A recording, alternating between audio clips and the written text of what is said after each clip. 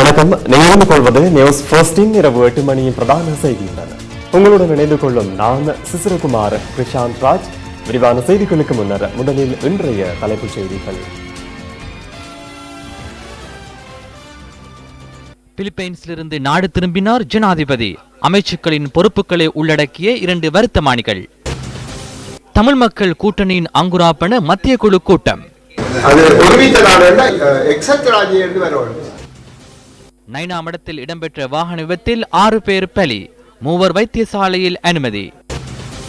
மக்கள் பிரதிநிதிகளின் அலட்சிய போக்கு தொடர்பில் அகில இலங்கை அரசாங்க பொது ஊழியர் சங்கம் கவலை. தமிழ் தேசிய கூட்டமைப்பு அலட்சியமாக செயற்படுவதையிட்டு நாங்களும் மிக மன வேதனையும் கவலையும் நாங்கள் தெரிவிக்கின்றோம். ஒளிவில் மீனவர்களுக்கும் துறைமுக பிரதி அமைச்சருக்கும் இடையில் சந்திப்பு. இனி விரிவான செய்திகள். பிலிப்பைன்ஸுக்கு 4 நாட்கள் அரச விஜயம் மேற்கொண்டிருந்த ஜனாதிபதி மைத்ரிபால சிறிசேன நேற்றிரவு நாடு திரும்பினார். இதேவேளை அமைச்சரவை அந்தஸ்துள்ள மற்றும் அமைச்சரவை அந்தஸ்தற்ற சில அமைச்சுக்களுக்கான அரச நிறுவனங்கள் மற்றும் அதன் செயற்பாடுகளை திருத்தி அமைத்து ஜனாதிபதி மைத்ரிபால சிறிசேன 2 விசேட வர்த்தமானிகளை வெளியிட்டுள்ளார். தொழில் மற்றும் தொழில் உறவுகள் அமைச்சரவை அந்தஸ்தற்ற அமைச்சராக நியமிக்கப்பட்டுள்ள ரவீந்திர சமரவீரவிற்கான அரச நிறுவனங்கள் பெயரிடப்பட்டுள்ளன. இதற்கமைய தொழில் திணைக்களம், ஊழியர் சேமலாப நிதியம், தேசிய தொழிலாளர் கற்கை நிறுவனம், தொழிலாளர் இழப்பீட்டு ஆணையாளர் அலுவலகம், ஷிரம வாசனா நிதியம், ஊழியர் நம்பிக்கை நிதியம் உள்ளிட்ட 9 நிறுவனங்கள் தொழில் மற்றும் தொழில் உறவுகள் அமைச்சரவை அந்தஸ்தற்ற அமைச்சரின் கீழ் பெயரிடப்பட்டுள்ளன. இந்த நிறுவனங்கள் இதற்கு முன்னர் தொழில் உறவுகள் மற்றும் சமூக வலுவூட்டல் அமைச்சரான தயா கமகேவின் கீழ் காணப்பட்டமை குறிப்பிடத்தக்கது. பின்னர் அவை ஆரம்ப கைத்தொழில் மற்றும் சமூக வலுவூட்டல் அமைச்சாக திருத்தியமைக்கப்பட்டதுடன் ஆரம்ப கைத்தொழில் அமைச்சுடன் தொடர்புபட்ட ஏற்றுமதி விவசாய திணைக்களம், வாசனை திரவியங்கள் மற்றும் அதனுடன் தொடர்புபட்ட உற்பத்திகளை விற்பனை செய்யும் சபையும் தயா கமகேவின் பொறுப்பின் கீழ் கொண்டு செல்லப்பட்டுள்ளன. இதேவேளை பொருளாதார மறுசீரமைப்பு மற்றும் பொது விநியோக அமைச்சரவை அந்தஸ்தற்ற அமைச்சராக பதவி வகிக்கும் கலாநிதி ஹர்ஷடி சில்வாவின் கீழ் உள்ள மேலும் சில நிறுவனங்களும் புதிய வர்த்தமானியில் பெயரிடப்பட்டுள்ளன. அதன்படி பிரதமர் ரணில் விக்ரமசிங்கவின் கீழ் காணப்பட்ட தொகை மதிப்பு மற்றும் புள்ளி விபரவியல் திணைக்களமும் பி ஹரிசனின் கீழ் இருந்த உணவு ஆணையாளர் திணைக்களமும் ஹர்ஷடி சில்வாவின் கீழ் கொண்டு செல்லப்பட்டுள்ளன. 1990 சுவசெரிய மன்றம், குடும்ப பொருளாதார அலகு, தகவல் ஆய்வு அலகு மற்றும் மக்கள் விநியோக படையணி என்பனவும் பொருளாதார மறுசீரமைப்பு மற்றும் பொது விநியோக அமைச்சரவை அந்தஸ்தற்ற அமைச்சின் கீழ் கொண்டு செல்லப்பட்டுள்ளன. கடந்த 24 மணித்தியாலங்களில் நாட்டின் பல பகுதிகளில் இடம்பெற்ற விபத்துகளில் 10 பேர் உயிரிழந்ததுடன் மேலும் 5 பேர் காயமடைந்துள்ளனர். வெள்ளப்புவ நைனாமடம் பகுதியில் இன்று அதிகாலை கொடூர விபத்தொன்று பதிவானது. சிலாபம் கொழும்பு பிரதான வீதியின் நைனாபடு பாலத்துக்கு அருகில் இன்று அதிகாலை 3:20 அளவில் கார் ஒன்றும் லாரியொன்றும் மோதி விபத்துக்குள்ளானது. ஏதோ வெடிப்பது போன்று சத்தம் கேட்டது. வெளியில் வந்து பார்த்தபோது ஒரே புகை மூட்டமாக இருந்தது. அதன் பின்னரே கார் விபத்துக்குள்ளாகியமை தெரிய வந்தது. திருமண வீடொன்றுக்கு சென்று மீண்டும் வெண்ணப்பூர் நோக்கி பயணித்துக் கொண்டிருந்த 9 பேரை ஏற்றிய கார் ஒன்று காலையில் இருந்து சிலாபம் நோக்கி பயணித்துக் கொண்டிருந்த மீன் ஏற்றிய லாரியில் மோதியது. விபத்து இடம்பெற்ற போது காரில் 9 பேர் பயணித்துள்ளதுடன் அதில் 6 பேர் பரிதாபமாக உயிரிழந்தனர். 36 வயதான பிரதீப் லோவோட், 32 வயதான சுரங்க சம்பத், 34 வயதான சஞ்சீவ பெர்னாண்டோ, 38 வயதான ஜனின் பெர்னாண்டோ, மஞ்சு பெர்னாண்டோ மற்றும் பண்டார போன்றோரை உயிரிழந்தனர். பலத்த காயமடைந்த மற்ற மூவரும் நீர்கொழும்பு வைத்தியசாலையில் அனுமதிக்கப்பட்ட பின்னர் 2 தேசிய வைத்தியசாலைக்கு மாற்றப்பட்டதாக எமது செய்தியாளர் தெரிவித்தார். இதேவேளை விபத்துக்குள்ளான காரில் இருந்து இத்தாலியில் தயாரிக்கப்பட்ட துப்பாக்கி ஒன்றும் கண்டுபிடிக்கப்பட்டுள்ளது. இதேவேளை குருநாகல் நீர்கொழும்பு பிரதான வீதியில் தம்பரவில பிரதேசத்தில் இடம்பெற்ற மற்றொரு விபத்தில் 35 வயதான ஒருவர் உயிரிழந்தார். அவர் பயணித்த மோட்டார் சைக்கிள் திடீரென வீதியில் விழுந்தபோது பின்புறமாக வந்த கார் ஒன்று அதன் மேல் பயணித்தமையினால் இந்த விபத்து இடம்பெற்றுள்ளது. வெள்ளவாய எல்ல வீதியில் வெள்ளவாய சந்தையில் நேற்று பிற்பகல் இடம்பெற்ற விபத்தில் 18 வயதான இளைஞர் ஒருவர் உயிரிழந்தார். சிறைச்சாலை அதிகாரிகளை ஏற்றிய வேன் ஒன்றும் மோட்டார் சைக்கிள் ஒன்றும் மோதியதில் இடம்பெற்ற இந்த விபத்தில் மோட்டார் சைக்கிளில் பயணித்தவர் உயிரிழந்துள்ளார். இதேவேளை எம்பிலிப்பிட்டிய ரத்தினபுரி வீதியின் பல்லை பெத்த கொஸ்வெட்டிய பிரதேசத்தில் இன்று அதிகாலை 5:15 அளவில் முச்சக்கர வண்டியொன்று வீதியில் நிறுத்தி வைக்கப்பட்டிருந்த கொள்கலன் ஒன்றில் மோதியதில் முச்சக்கர வண்டியின் சாரதி உயிரிழந்துள்ளார். விபத்து இடம்பெற்ற போது முச்சக்கர வண்டியில் 2 பெண்களும் 2 சிறுவர்களும் இருந்துள்ளதுடன் காயமடைந்த அவர்கள் எம்பிலிபிட்டிய மற்றும் பல்லிபெத்த வைத்தியசாலைகளில் அனுமதிக்கப்பட்டுள்ளனர். இதேவேளை கம்பஹாவில் இன்று அதிகாலை மோட்டார் சைக்கிள் ஒன்று வீதியை விட்டு விலகி விபத்துக்குள்ளானதில் இளைஞர் ஒருவர் உயிரிழந்துள்ளார். இதேவேளை ஜாயில துட்டெல்ல ரயில் குறுக்கு வீதியில் மோட்டார் சைக்கிள் ஒன்று ரயிலில் மோதியதில் மோட்டார் சைக்கிளில் பயணித்த 8 வயதான சிறு பிள்ளை ஒன்று உயிரிழந்துள்ளது. சம்பள பிரச்சினை காரணமாக ரயில் கடவை காவலாளி சேவைக்கு சமூகம் அளிக்காத சந்தர்ப்பத்திலேயே இந்த விபத்து இடம்பெற்றுள்ளதாக பிரதேச மக்கள் தெரிவிக்கின்றனர். தமிழ் மக்கள் கூட்டணியின் அங்குரார்ப்பண மத்திய குழு கூட்டம் யாழ்ப்பாணத்தில் இன்று நடைபெற்றது. யாழ் நல்லூர் வீதியில் அமைந்துள்ள கட்சியின் செயலாளர் நாயகம் சி.வி. விக்னேஸ்வரனின் இல்லத்தில் இந்த கூட்டம் நடைபெற்றது. என்னை வேண்டாம் என்று கட்சி சொன்னால் கூட நான் வெளியிலே போவேன். அதுவே ஜனநாயகம் என்பது கட்டாயமாக கட்சியினால் பாதுகாக்கப்படும். அந்த அடிப்படையில் தான் எங்களுடைய யாப்பு தயாரிக்கப்பட்டிருக்கின்றது. இன்று எல்லோரும் ஏகமனதாக இந்த யாப்பை ஏற்றுக்கொண்டிருக்கின்றார்கள். ஒரு சில சின்ன திருத்தங்களை விட நாங்கள் கடவிரிச்சிருக்கிறோம். அந்த வாரவே வந்து லஞ்சம் வாங்கல இல்லையா விட்டுட்டு போவாங்க. புதிய அரசியலமைப்பு திருத்தம் தொடர்பிலும் சி.வி. விக்னேஸ்வரன் கருத்து வெளியிட்டார். ஏக்கிய ராஜ்யம் என்பது ஒருமித்த நாடாக இருக்க முடியாது. ஏக்கிய ராஜ்யம் என்பது ஒற்றையாட்சியுடைய ஒரு நாடு. அதை ஒருமித்த நாடு என்று சொன்னது மக்களை ஏமாற்றுவதான் எனக்குப்படுது. அது ஒருமித்த நாடுன்னா எக்ஸட் ராஜ்யம் என்று வரும். ஆனால் எங்களை பொறுத்தவரையில திடமாக இருக்கின்றோம். வட மாகாணத்தையும் கிழக்கு மாகாணத்தையும் நினைக்க வேண்டும் என்று சொல்லுகின்றோம். சுயாட்சியினுடைய உரித்து இருக்கின்றது என்று சொல்லுகின்றோம். ஒரு சமஷ்டி அரசாங்கம் தேவை என்று சொல்லுகின்றோம். சில விடயங்கள்ல ஊடகங்கள் சொல்ற விஷயங்கள் இந்த தமிழ் தேசிய கூட்டமைப்பு சொல்வதற்கு முரண்பாடாக இருக்கின்றது. நேற்று ஒரு நாள் சக்தி டிவியிலேயே நாங்கள் சொன்னதெல்லாம் இது சரி என்று சொல்லி சில விடயங்கள் காட்டப்பட்டது. வடகிழக்கு சம்பந்தமாக முஸ்லீம் அலகு ஒன்று கட்டாயம் கொடுக்கப்பட வேண்டும் என்பது எங்களுடைய கட்சியினுடைய தீர்மானம். கொழும்பு கொள்ளுப்பிட்டி பகுதியில் உள்ள வீடொன்றில் தீக்காயங்களுடன் ஆணொருவரின் சடலம் மீட்கப்பட்டுள்ளது. 119 என்ற போலீஸ் அவசர அழைப்பு பிரிவிற்கு கிடைத்த தகவலுக்கு அமைய கொள்ளுப்பிட்டி காலிமுக திடல் கோட்நொழுங்கில் உள்ள குடியிருப்பு தொகுதியின் மேல் மாடியில் உள்ள வீடொன்றில் இருந்து நேற்று பகல் இந்த சடலம் மீட்கப்பட்டுள்ளது. இங்கிலாந்து பிரஜை ஒருவரும் அவரது மனைவியான தாய்லாந்து பெண்ணொருவரும் வசித்து வந்த குறித்த வீட்டில் இவர் சமையல்காரராக பணியாற்றியுள்ளார். அதுருகிரிய பகுதியைச் சேர்ந்த 49 வயதான இவர் நேற்று காலை வழமை போன்று சேவைக்கு செல்வதற்கு வீட்டிலிருந்து புறப்பட்டு சென்றதாக அவரது உறவினர்கள் தெரிவிக்கின்றனர். சம்பவம் தொடர்பில் வீட்டில் இருந்த 2 வெளிநாட்டவர்களிடமும் வீட்டு தொகுதியின் காவலாளியிடமும் வாக்குமூலம் பதிவு செய்யப்பட்டுள்ளதுடன் கொள்ளுப்பிட்டி போலீசாரும் குற்றப்புலனாய்வு திணைக்களத்தினரும் மேலதிக விசாரணைகளை மேற்கொண்டு வருகின்றனர். சடலம் பிரேத பரிசோதனைக்காக தேசிய வைத்தியசாலையில் வைக்கப்பட்டுள்ளது. இதேவேளை இந்த இங்கிலாந்து பிரஜையின் சாரதியாக பணியாற்றியவர் சில தினங்களாக காணாமல் போயுள்ளதாக போலீஸ் நிலையத்தில் முறைப்பாடு செய்யப்பட்டுள்ளதாகவும் அது தொடர்பான விசாரணைகள் இடம்பெறுவதாகவும் போலீசார் குறிப்பிட்டனர். தோட்ட தொழிலாளர்களின் சம்பளத்தை அதிகரிக்குமாறு வலியுறுத்தி கொழும்பு கோட்டை புகையிரத நிலையம் முன்பாக 2வது நாளாகவும் இன்று அடையாள சத்தியாகிரக போராட்டம் இடம்பெற்றது. பெருந்தோட்ட தொழிலாளர்களின் நாளாந்த அடிப்படை சம்பளத்தை 1000 ரூபாவாக அதிகரிக்குமாறு வலியுறுத்தி இந்த சத்தியாகிரக போராட்டம் நடத்தப்படுகின்றது.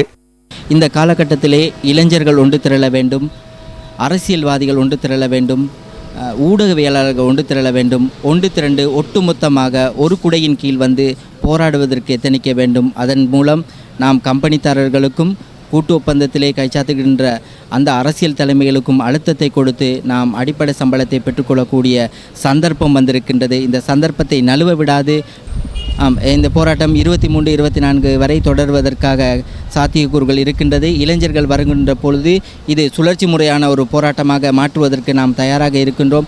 இந்த கூட்டு ஒப்பந்தம் விடயத்தில் மீள் பரிசீலனை செய்ய வேண்டிய காலகட்டத்துக்கு நாங்கள் வந்திருக்கின்றோம் என்பதுதான் உண்மை. எனவே நாங்கள் மீள் பரிசீலனை செய்ய வேண்டும். இந்த கூட்டு ஒப்பந்தத்தில் ஈடுபடும் தலைமைகள் இந்த ஏக்கர் கணக்கிலே உள்ள ஹெக்டேர் கணக்கிலே உள்ள அந்த நிலங்களை எங்களுக்கு பகிர்ந்தளித்து எங்களுடைய இந்த கூட்டு ஒப்பந்தத்திலிருந்து அவர்கள் விலகினால் எங்களுக்கு மிகப்பெரிய ஒரு நன்மை பயன்றதாக அமையும். ஹட்டன் டயகம பகுதியில் நிர்மாணிக்கப்பட்ட புதிய வீட்டு திட்டம் இன்று மக்களிடம் கையளிக்கப்பட்டது.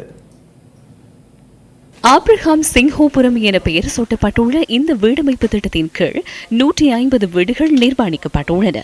இந்திய அரசாங்கத்தின் நிதியுதவியால் இந்த வீடுகள் நிர்மாணிக்கப்பட்டுள்ளன. மலைநாட்டு புதிய கிராமங்கள் அமைச்சர் பழனி திகாம்பரம் தலைமையில் இன்று நடைபெற்ற விழாவில் அமைச்சரவை அந்தஸ்தற்ற அமைச்சர் வேலுசாமி ராதாகிருஷ்ணன், அமைச்சர் காயந்த கருணா திலக்க, இந்திய தூதரக அதிகாரிகள் உள்ளிட்ட பலரும் கலந்து கொண்டிருந்தனர். ஆனா பச்சோந்திகள் என்ன சொல்லுது? திகாம்பரத்துக்கு அரசியல் தெரியாது, தொழிற்சங்கம் தெரியாது. தெரியாம 1,00,000 பேர் போட்டேன், ஓட்டு போட்டாங்க. அரசியல் தெரியாம நான் இப்படி கிராம கட்டிட்டு வரேன்.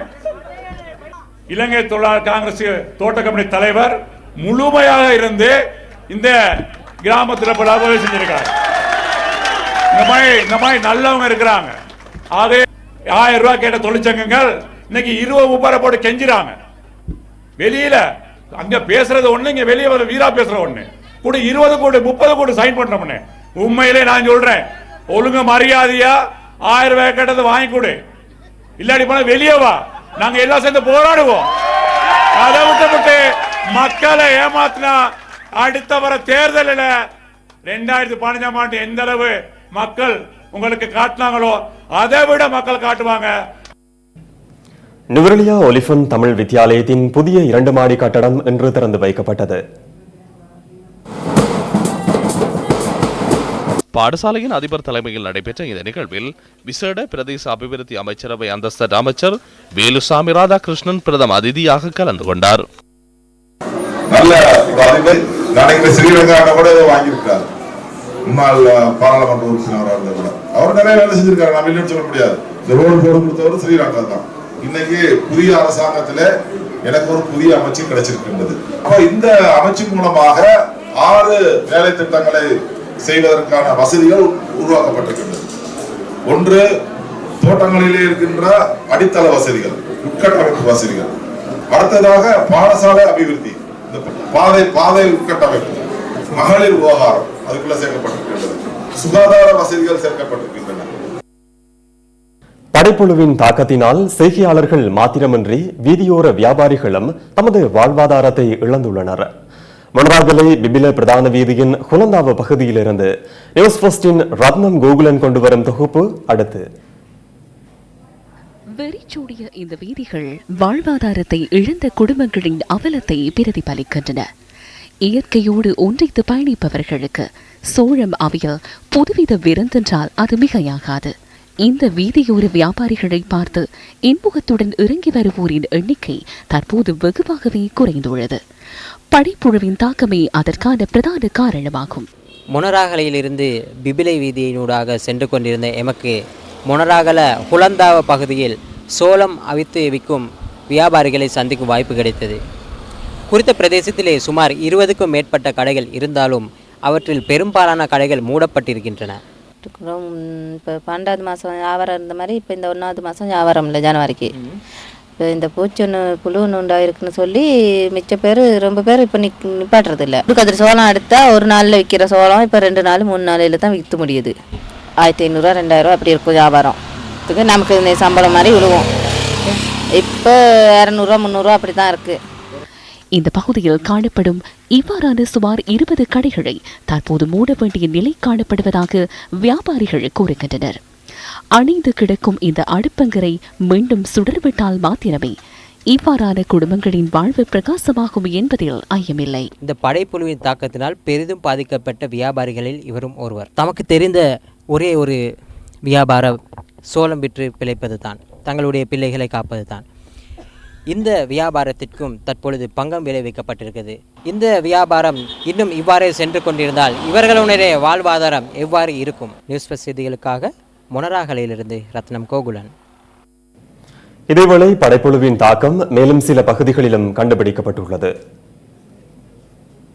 கிளிநொச்சி மாவட்டத்திலும் முதன்முறையாக இன்று படைப்புழுவின் தாக்கம் தொடர்பிலான தகவல் பதிவானது. கிளிநொச்சி செல்வநகர் பகுதியில் வீட்டு பயிர் செய்கையாக சோளம் பயிர் செய்யப்பட்டு வருகின்றது. குறித்த பகுதியில் 1000 நிலையங்களில் படைப்புழுவின் தாக்கம் காணப்படுவதாக மக்கள் குறிப்பிடுகின்றனர். சோள பொத்தியே அப்படியே அரிச்சு அப்படியே இல்லாம சில நேரம் கருப்படிச்சும் இருக்கு. இந்த பொத்தியை எங்களுக்கு பெரிய நட்டத்தை ஏற்படுத்தி உள்ளது. இந்த புழு தான் இந்த புழு வந்து எங்களுக்கு இந்த அழிவை கொடுத்தோம். நாங்கள் இவ்வளோ காலம் நல்லா தான் தோட்டம் செய்தோம். அக்கரைப்பற்று கண்ணகிபுரம் பகுதியில் சுமார் 5 ஏக்கர் பகுதியில் பயிரிடப்பட்டுள்ள சோளம் மற்றும் பைற்றங்காய் என்பவற்றிலும் படைப்புழு பரவியுள்ளது. சோளம், கத்தரி, பயத்தை, பாவை எல்லாம் ஏனைய பயிரினங்களுக்கு இந்த புழு தாக்கத்தை செலுத்தினதால் எங்களுக்கு கூடிய நஷ்டம். மழையீழ்ச்சி இல்லை, பசலை, உழவு காய்ச்சி, விதை காய்ச்சி ஒன்றுமே இல்லை. இன்னும் நீங்கள் எந்த உதவிகளும் எங்களுக்கு கிடைக்கல அரசாங்கத்தால். ஆயினும் அதிகமான பாதிப்புகளுக்கு உள்ளாகி நாங்கள் மிகவும் நொந்து போயிருக்கின்றோம். புத்தளம் மாவட்டத்தின் நுரைச்சோலை பாலியடி பகுதியில் புழுக்களால் கோவா செய்கை பெரிதும் பாதிக்கப்பட்டுள்ளது. இதனால் பெரும் பொருளாதார நெருக்கடி ஏற்பட்டுள்ளதாக விவசாயிகள் கூறுகின்றனர்.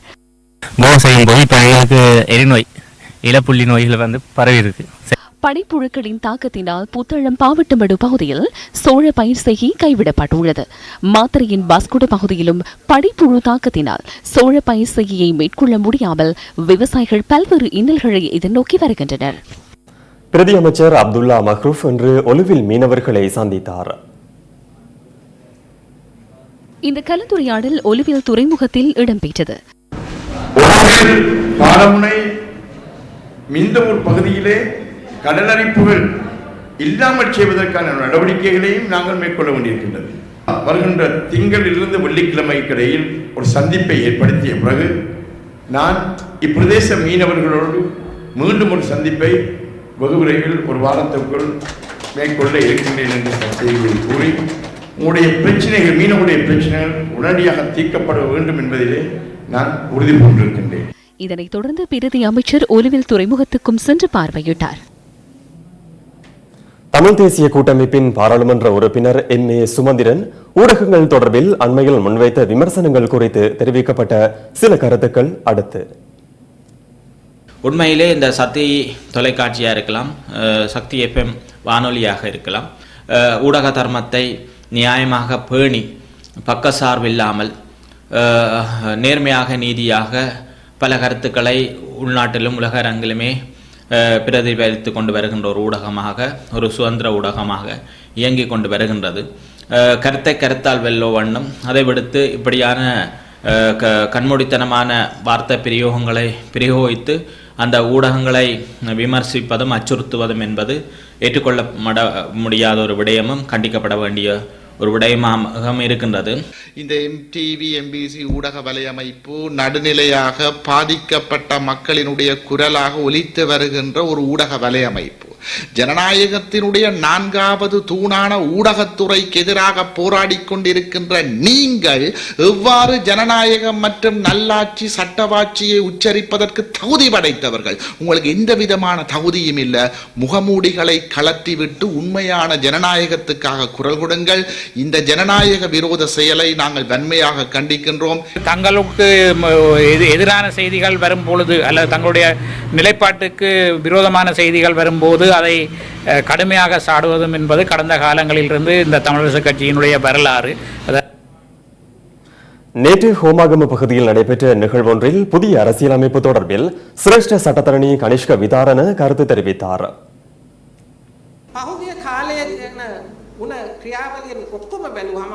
கடந்த கால செயற்பாடுகளை பார்க்கும் பொழுது இந்த பாராளுமன்றம் அல்ல, அரசியலமைப்பு சபையும் அல்ல, உபகுழுக்களும் அல்ல, வழிநடாத்தல் குழுக்களும் அல்ல, இவை அனைத்துக்கும் மேலுள்ள அவசர சக்தியொன்று இந்த அனைத்து செயற்பாடுகளையும் வழிநடாத்துகின்றது. அந்த நிபுணர் குழுவில் யார் உள்ளனர்? இணைத் தலைவர்களாக ஜெயம்பதி விக்ரமரத்னவும் சுமந்திரனும் உள்ளனர். அந்த அனைத்து உபகுழுக்களுக்கும் ஜெயம்பதி விக்ரமரத்னவும் சுமந்திரனும் தொடர்புபட்டுள்ளார்.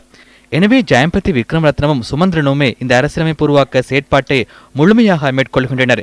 இவ்வாறான அறிக்கையொன்றை தயாரித்து வெளியிட நிபுணர் குழுவுக்கு அதிகாரம் இல்லை. தற்போது அவர்கள் அதனை பலவந்தமாக சட்டவிரோதமாக பாராளுமன்றத்துக்கு கொண்டு வருவதற்கான செயற்பாடுகளை ஆரம்பித்துள்ளனர். நீதி விரோதீව පාර්ලිමේන්තුව ඇතුළත ක්‍රියාත්මක කරන්න ක්‍රියාත්මක වෙන්න පටන් ගන්නවා. அகில இலங்கை அரசாங்க பொது ஊழியர் சங்கத்தின் ஊடகவியலாளர் சந்திப்பு இன்று கல்முனையில் நடைபெற்றது. 2008ஆம் ஆண்டுக்கு பின்பு பல்கலைக்கழகத்தில் பட்டம் பெற்ற கீழுழைப்பு பட்டதாரிகளுக்கு இதுவரைக்கும் அவர்களுடைய சம்பள ஏற்றம் வழங்கப்படவில்லை. இந்த வடகிழக்கு மாகாணத்தில் சேர்ந்து பட்டதாரிகள் 3000 பேரும் தமிழ் தேசிய கூட்டமைப்புக்கு ஆதரவு தெரிவித்து செயல்படுகின்றனர். அதேவேளை நாங்களும் தமிழ் தேசிய கூட்டமைப்புக்கு நாங்கள் ஆதரவு வழங்கி இருக்கின்றோம். ஆனால் பாதிக்கப்பட்ட ஊழியர்கள் தொடர்பாக தமிழ் தேசிய கூட்டமைப்பு அலட்சியமாக செயற்படுவதையிட்டு நாங்கள் மிக மன வேதனையும் கவலையும் நாங்கள் தெரிவிக்கின்றோம். தமிழிசை கட்சியின் செயலாளர் துரோஜிங்கமோடு நாம் வேண்டுகோள் விடுத்திருக்கின்றேன். கடைசியில் பிரதமர் அவர்களும் எங்களை காலை வாரி விட்டுட்டு தலைமத்துவங்கள் இன்றைக்கு ஊடகத்துறையை கண்டிக்கின்றது. அதை நாங்கள் ஏற்றுக்கொள்ளவில்லை. நாங்கள் கண்டிக்கின்றோம். நீங்கள் அதை சொல்வதை நிறுத்திக் கொள்ளுங்கள். தயவு செய்து இந்த ஊடகத்துறையை கண்டிப்பதை விட்டுவிட்டு நீங்கள் யதார்த்தமாக நினைத்து செயற்பட வேண்டும் என்று நாங்கள் வலியுறுத்துகின்றோம். கருப்பு ஊடகம் என்று சொல்லிய சுமந்திரையா எங்களுடைய தொழிற்சங்கத்தின் அவரை வன்மையாக நாங்கள் கண்டிக்கின்றோம். இப்படியான வார்த்தைகளை அவர் பேசுவதை நிறுத்திக் கொள்ளுமாறும் நாங்கள் கேட்டுக்கொள்கின்றோம். நாங்கள் தமிழ் கூட்டணிக்காக உயிர் கொடுத்தவர்கள், புனரமைப்பு செய்தவர்கள், யுத்த சூழ்நிலையில் கூட நாங்கள் வடகிழக்கு என்று போராமல் அவர்களை மதித்தவர்கள். ஜனநாயக மக்கள் காங்கிரஸ் கட்சியின் வவுனியா மாவட்ட பொதுக்கூட்டம் நேற்றிரவு கட்சி அலுவலகத்தில் நடைபெற்றது. அவர்கள் சொன்ன அந்த உரிமையாவது அவர்கள் பெற்றுக் கொடுத்திருக்கிறார்களா என்பதை நாங்கள் சிந்தித்து பார்க்க வேண்டும். இல்லை, இந்த கடந்த காலத்திலே இப்பொழுது அரசியல் மாற்றம் ஏற்பட்ட பொழுது ரணில் விக்ரமசிங்கே அவர்களை பிரதமர் கதிரையில் அமர்த்தினார்கள். குறைஞ்சபட்சம் அங்கு அமர்த்திட்டு சொல்லியிருக்கலாம், இந்த அரசியல் கைதிகளை வெளியே விடுங்கள், அல்லது காணாமல் போனவர்களுக்கான தீர்வை பெற்றுக் கொடுங்கள், அல்லது அங்கே ராணுவ கைப்பற்றி இருக்கும் இடங்கள் எல்லாம் விட்டுக் கொடுங்கள் என்று ஒரு கோரிக்கைகளாக முன்வைத்து அதையாவது செய்திருக்கலாம். செய்யவில்லை. செய்தார்களா? இல்லை, செய்யவில்லை. அங்கே சுமந்திரன் அவர்கள் இருக்கிறார்கள்.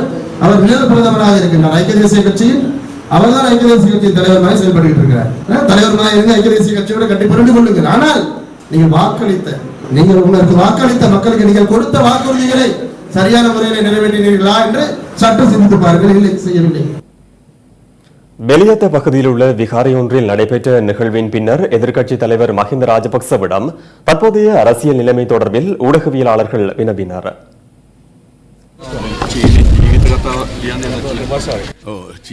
சீன மொழியிலேயே எழுத வேண்டும். துறைமுகத்தை சீனாவிற்கு விற்பனை செய்தமை தொடர்பில் எழுதுவாரோ தெரியவில்லை. நாட்டின் வளங்களை விற்றமை தொடர்பில் எழுதினால் சிறந்தது.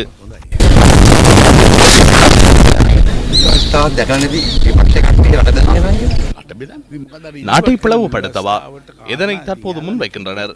அது அரசியலமைப்பு அல்ல என கூறுகின்றனர். சட்ட மூலம் அல்ல என கூறுகின்றனர். சட்ட மூலம் என சிலர் குறிப்பிடுகின்றனர். இதனை சுமந்திரன் மாத்திரமே அறிவார். ரணிலும் சுமந்திரனும் மாத்திரமே அறிவர். என்ன இடம்பெறுகிறது என எமக்கு தெரியாது. அவர்கள் ரகசியமாக பேசி தீர்மானங்களை எடுக்கவே முயல்கின்றனர். அதற்கு எம்மால் இடமளிக்க முடியாது. அதனை எம்மால் கூற முடியும்.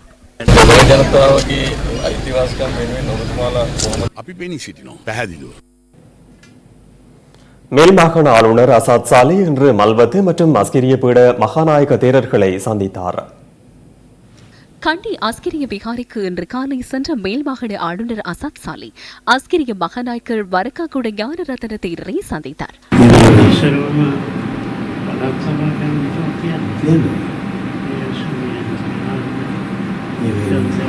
பின்னர் மேல் மாகாண ஆளுநர் அசாத் சாலி கண்டி மீரா மக்கம் பள்ளிவாசலுக்கு சென்றார். அதனையடுத்து மல்வத்து விகாரைக்கு சென்ற மேல் மாகாண ஆளுநர் மல்வத்து மகாநாயக்கர் திப்பட்டுவாவை ஸ்ரீ சுமங்கல தேரரை சந்தித்தார். உத்தேச அரசியலமைப்பு தொடர்பில் தற்போது பாரிய சர்ச்சை நிலவுகிறது. அரசியலமைப்பை கொண்டு வர வேண்டும். அரசாங்கம் ஒன்று மாறி புதிதாக இருக்கும் போதே எதனையும் கொண்டு வர வேண்டும். இறுதி தருணத்தில் தேர்தல் ஒன்றுக்கு செல்வதற்கு தயாராகும் போது இதனை கொண்டுவர முயல்வது தொடர்பில் அனைவர் மத்தியிலும் பிரச்சினை உள்ளது. இதனை கொண்டுவரவுள்ள நிலையில் தமிழ் கட்சிகளின் தலைவர்கள் பேசுவதை கண்டோம். அது ஐக்கிய தேசிய கட்சிக்கு பாரிய பாதிப்பு என நான் நினைக்கின்றேன். பொதுபல சேனாவின் ஸ்தாபகர் கல்கொடாத்தே ஞானசார தேரருக்கு பொது மன்னிப்பு வழங்குமாறு தற்போது பல்வேறு தரப்பினரும் கோருகின்றனர். மகாநாயக்க தேரர்கள் ஜனாதிபதியிடம் கோரிக்கை ஒன்றை விடுத்துள்ளனர். அத்துடன் அவருக்கு பொது மன்னிப்பு வழங்குமாறு 400 கோவில்களில் இருந்து ஜனாதிபதிக்கு கடிதம் அனுப்பியுள்ளனர். என்ன நடக்கப் போகின்றது என்பதை நாமும் எதிர்காலத்தில் காண முடியும். அடுத்த மாகாண சபை தேர்தலில் நீங்கள் ஒத்துழைப்பு வழங்குவது மஹிந்தவிற்கா, மைத்ரிபால சிறிசேனவிற்கா அல்லது ரணிலுக்கா? நான் ஐக்கிய தேசிய கட்சியாக செயற்பட்ட ஒருவன். ஒரு தடவை அல்ல, ஐக்கிய தேசிய கட்சி என்னை 2 தடவைகள் ஏமாற்றியுள்ளது. தற்போது எனக்கென்று எனது கட்சி ஒன்று உள்ளது. ஜனாதிபதி தேர்தல் தொடர்பில் தற்போது பலரது பெயர்கள் குறிப்பிடப்படுகின்றன. எவரும் குழப்பமடைய வேண்டாம். எமது வேட்பாளர் உரிய நேரத்தில் வருவார். சிலருக்கு தெரியும், கூறுவதில்லை. தாமதமாகி வந்தாலும் சரியான தோரணையில் அவர் வருவார். மக்களுக்கு பணியாற்றிய ஜனாதிபதி ஒருவருக்காக முழு நாடும் பேரிடக்கூடிய ஒருவர் விரைவில் பேரிடப்படுவார். யாழ்ப்பாணம் பலாலி உயர் பாதுகாப்பு வலயத்திலிருந்து 30 வருடங்களின் பின்னர் விடுவிக்கப்பட்ட வசாவிளான் ஞானவைரவர் ஆலயத்தில் இன்று பூஜை வழிபாடுகள் நடைபெற்றன. ஜனாதிபதியின் உத்தரவுக்கமைய பலாலி உயர் பாதுகாப்பு வலயத்திலிருந்து வசாவிழா ஞான வைரவர் ஆலயம் கடந்த வருடம் விடுவிக்கப்பட்டது. இந்த கிராமத்தை பூர்வீகமாக கொண்ட மக்கள் இந்த பூஜை வழிபாட்டில் கலந்து கொண்டிருந்தனர். யுத்தத்தால் அழிவடைந்த ஆலயத்தினை புனரமைக்கும் நடவடிக்கையை ஆரம்பித்து வைப்பதற்கான விசேட பூஜையாக இது ஏற்பாடு செய்யப்பட்டிருந்தது. இலங்கை கடற்படையினால் விடுவிக்கப்பட்ட இந்திய மீனவர்களின் 9 படகுகள் இந்திய மீனவ குழுவினால் இன்று தமிழகத்திற்கு எடுத்துச் செல்லப்பட்டன. பறிமுதல் செய்யப்பட்ட மீனவ படகுகளை விடுவிக்குமாறு தொடர்ந்தும் கோரிக்கை விடுக்கப்பட்ட நிலையில் படகுகளை விடுவிக்குமாறு நீதிமன்றம் உத்தரவு பிறப்பித்திருந்தது. இதன் ஒரு கட்டமாக விடுவிக்கப்பட்ட படகுகளை மீட்பதற்காக ராமேஸ்வரம் துறைமுகத்தில் இருந்து தமிழக மீனவ குழு நேற்று காரை நகரை சென்றடைந்தது. மீன்பிடி தொழிலாளர்கள், படகு உரிமையாளர்கள், இயந்திரம் மற்றும் படகு பழுது பார்ப்பவர்கள் உள்ளிட்ட 71 பேர் 9 படகுகளில் காரை நகரை வந்தடைந்தனர். இதன்போது காரை நகரில் நிறுத்தி வைக்கப்பட்டிருந்த 9 படகுகளை மீட்ட குறித்த குழுவினர் இன்று படகுகளுடன் ராமேஸ்வரம் நோக்கி பயணித்தனர். சீரான வானிலை நிலவுவதால் படகுகளை உடனடியாக கொண்டு செல்வதாகவும் இந்திய மீட்புக் குழு தெரிவித்துள்ளது. 2018 பிளாட்டினம் விருது வழங்கும் விழாவின் ஊக்குவிப்பு திட்டத்தின் 5ஆம் நாள் நிகழ்வுகள் இன்று வவுனியாவில் முன்னெடுக்கப்பட்டன. ஊக்குவிப்பு திட்டத்தின் இன்றைய நிகழ்வுகள் வவுனியா தமிழ் மத்திய மகா வித்தியாலயத்தில் ஆரம்பமாகின. இலங்கையின் திறமையான விளையாட்டு வீர வீராங்கனைகளை கௌரவிப்பதற்காக இலத்திரனியல் ஊடகம் ஒன்றினால் ஏற்பாடு செய்யப்பட்டிருக்கும் நிகழ்வை பிளாட்டினம் விருது வழங்கல் விழாவாகும். எதிர்வரும் மார்ச் மாதம் 29ஆம் தேதி ரத்மலானை ஸ்டெயின் கலையகத்தில் பிளாட்டினம் விருது வழங்கும் விழாவை கோலாகலமாக நடத்துவதற்கான அனைத்து ஏற்பாடுகளும் முன்னெடுக்கப்பட்டுள்ளன. இதன்போது 20 விருதுகளும் 10 பேருக்கான ஊக்குவிப்பு விருதுகளும் வழங்கப்பட உள்ளன. இம்முறை இந்த விருது வழங்கல் விழாவில் ஸ்போர்ட்ஸ் ஃபர்ஸ்டுடன் அலியான்ஸ் நிறுவனம் கைகோர்த்துள்ளது.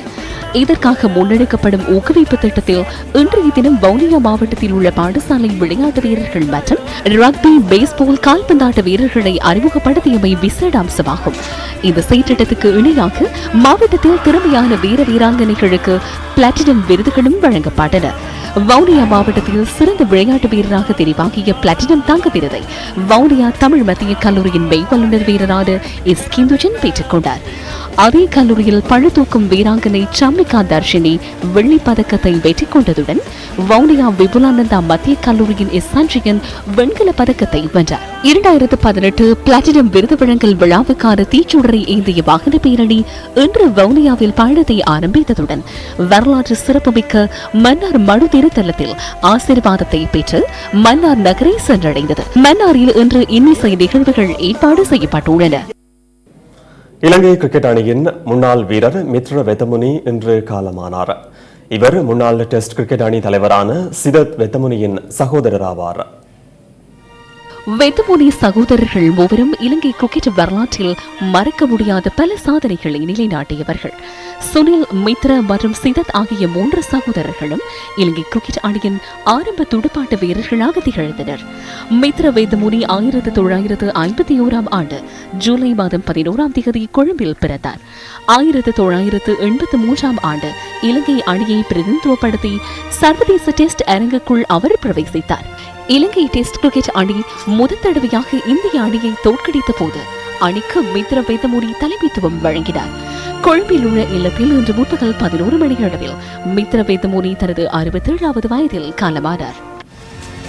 மீண்டும் சந்திக்கலாம். நியூஸ் ஃபர்ஸ்டின் 10:30 பின்னிரவு பிரதான செய்தி. வணக்கம்.